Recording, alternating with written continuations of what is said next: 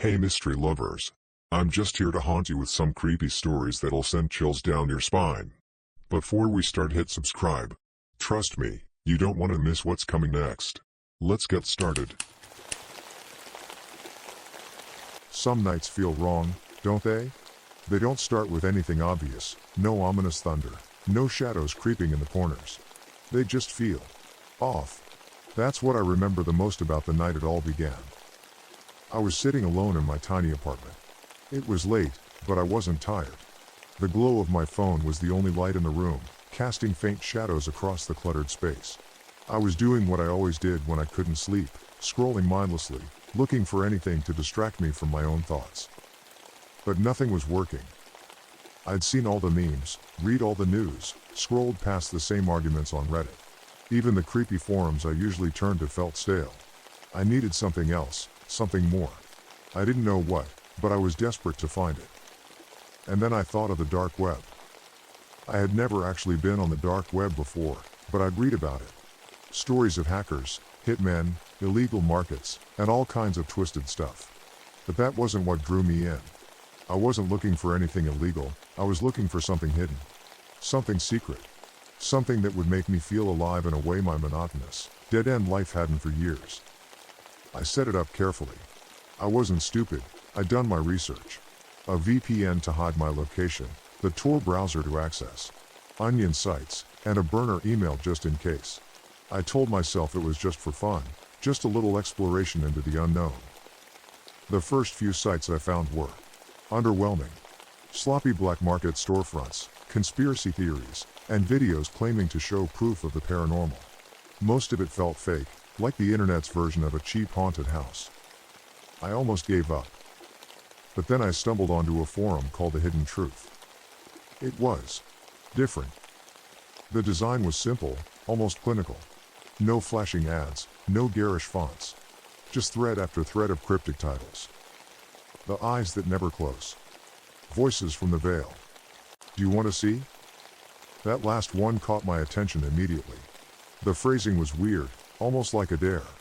I hesitated for a moment, but my curiosity got the better of me. I clicked. The thread had no description, just a single link, watchufromcloser.onion. Underneath, someone had written, "If you dare to look, you'll see the truth. But be warned, the truth sees you too." I should have stopped right there. Every instinct in my body told me to close the browser, to turn off my computer and forget I ever saw it. But I didn't. I clicked.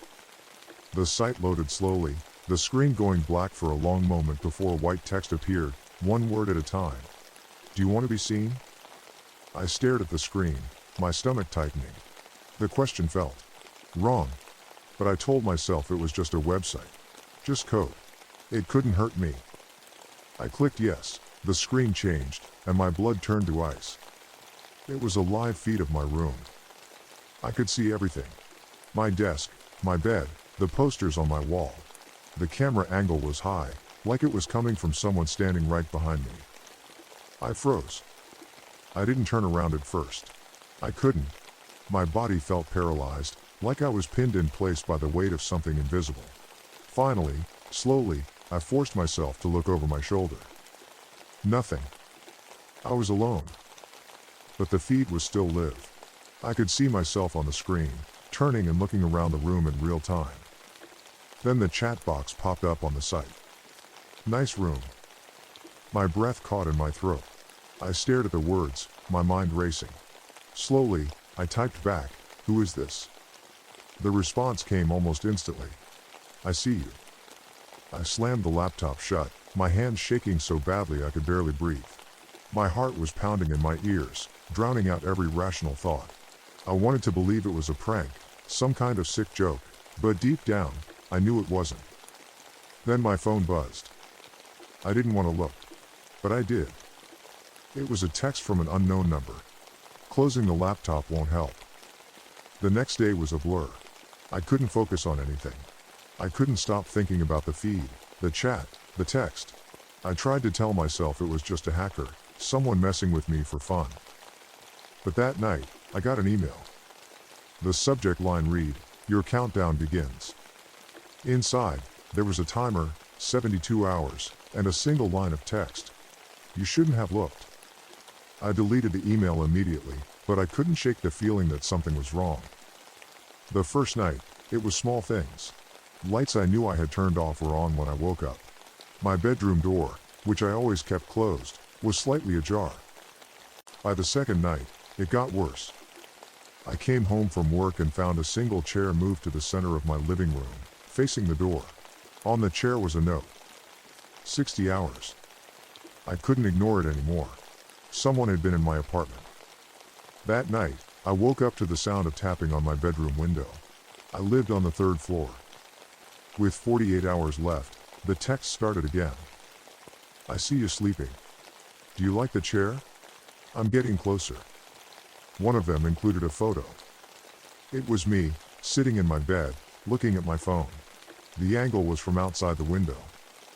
I called the police. They came, searched my apartment, and found nothing.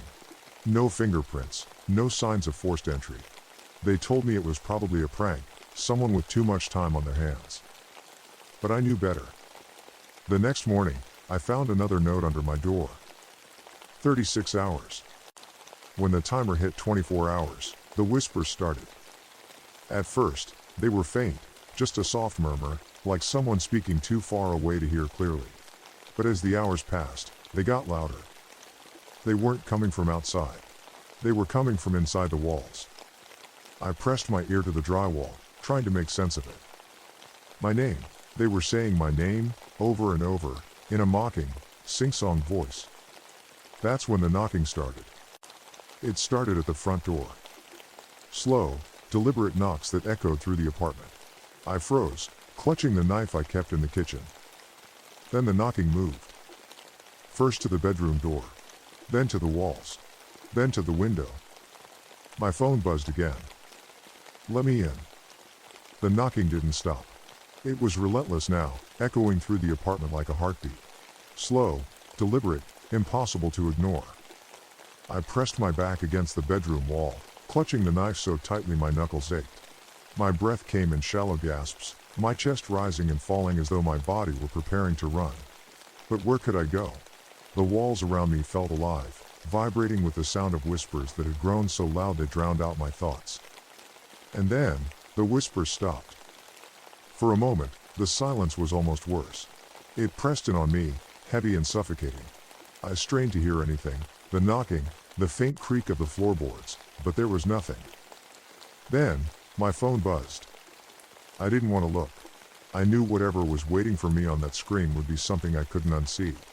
But my hands moved on their own, trembling as I picked up the phone. There was a photo. It was me, sitting on the floor of my bedroom, clutching the knife. The photo was taken from inside the room. My stomach twisted, and my vision blurred. I wanted to scream, to run, but my body refused to move. Instead, I looked up, slowly, painfully, toward the corner of the room. At first, I thought it was just a shadow, a trick of the dim light. But then the shadow shifted, unfurling itself like something unnatural. It wasn't human. The figure was tall, impossibly thin, its limbs too long and its head tilted at an unnatural angle. Its face, or what I thought was its face, was pale and featureless, except for the dark voids where eyes should have been. It didn't move, but I could feel it watching me, its presence pressing down on me like a weight. The whispers started again, low and guttural, like they were coming from deep within the walls. They weren't just saying my name anymore. They were laughing.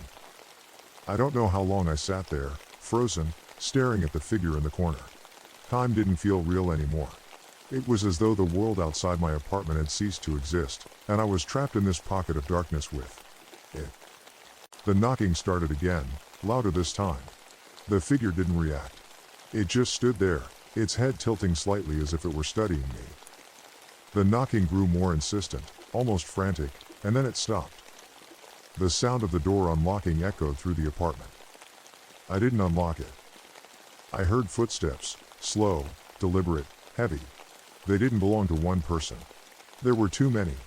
It sounded like a crowd, but the air remained eerily silent, except for the sound of those footsteps growing closer and closer. The figure in the corner stepped forward, its movements unnaturally smooth, like it was gliding rather than walking. I wanted to scream, but the sound caught in my throat. The footsteps stopped just outside my bedroom door. The handle turned. The door opened slowly, creaking on its hinges. The hallway beyond was pitch black, but I could feel them. A dozen pairs of eyes, invisible but burning into me. The whispers rose to a deafening crescendo, overlapping in a twisted symphony of mocking laughter and distorted voices. And then they came. Figures, all of them impossibly tall and thin, their pale, featureless faces identical to the one in the corner. They moved in unison, their heads tilting in the same unnatural angle as they stepped into the room. I pressed myself against the wall, my knife useless in my trembling hands. The first figure reached out, its long, skeletal fingers brushing against my cheek. Its touch was ice cold, and my body seized up, every muscle locking in place. Then the others joined in. They surrounded me, their hands pressing against my arms, my legs, my face. The whispers grew louder, filling my ears, my mind, until I couldn't think. I couldn't breathe. My vision blurred as the room seemed to dissolve around me. The walls stretched and warped, the light from the window dimming until there was nothing but darkness. And then I saw it. Not the figures, not the tall, skeletal beings surrounding me, but something else. Something far worse. It was the source of the whispers. The thing that had been watching me all along. It didn't have a body. It didn't need one. It was the darkness itself, a massive, all-encompassing void that pulsed with malevolence. It spoke, not in whispers, but in a voice that reverberated inside my skull. You invited me in. The last thing I saw was its shadow swallowing the room, swallowing me, until there was nothing left. When the police arrived, they found my apartment empty.